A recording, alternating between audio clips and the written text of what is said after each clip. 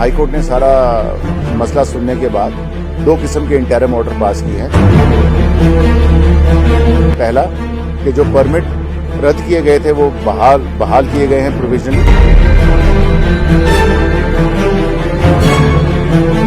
और नंबर 2 ये कहा गया है कि जो भी बसें इंपाउंड करी गई हैं या जब्त करी गई हैं उनको इमीडिएटली रिलीज किया जाए।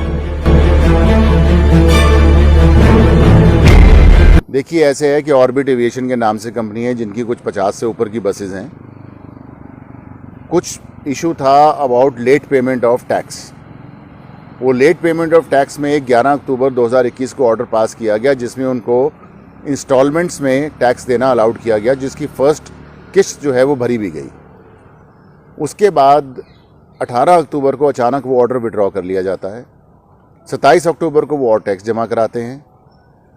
उसके बाद अचानक 12 नवंबर को एक ऑर्डर पास किया जाता है cancelling their permits, despite the fact कि वो 10 और 11 तारीख को अथॉरिटी में जाके टैक्स जमा कराने की कोशिश करते हैं। पोर्टल डाउन है और 15 नवंबर को टैक्स जमा करा दिया। 15 नवंबर को ही उनको ऑर्डर सर्व किया जाता है। नो ड्यू सर्टिफिकेट भी दिए जाते हैं कि 30 नवंबर तक आपने टैक्स जमा करा दिया।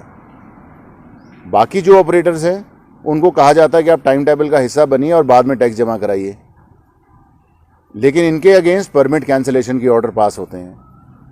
तो यही मानना था, हमारा कहना था ये totally arbitrary exercise of power है, ये this is total witch hunt, और ये बिल्कुल इलीगल है। आप सिमिलरली सिचुएटेड पर्सन जिनके करोड़ों रुपए के टैक्सेस नहीं हैं उनके खिलाफ तो कोई आप एक्शन नहीं ले रहे। और यहाँ तक इनका ख्याल है, इनका सवाल है, आप परमिट्स भी कैंसिल करते हैं और आप बसेस भी इंपाउंड करते हैं, तो isolatedly why are you targeting one family? So anyway, high court ने सारा मसला सुनने के बाद दो किस्म के इंटरिम ऑर्डर पास किए हैं। पहला कि जो परमिट रद्द किए गए थे वो बहाल किए गए हैं प्रोविजनली, और नंबर 2 ये कहा गया है कि जो भी बसें इंपाउंड करी गई हैं या जब्त करी गई हैं उनको इमीडिएटली रिलीज़ किया जाए।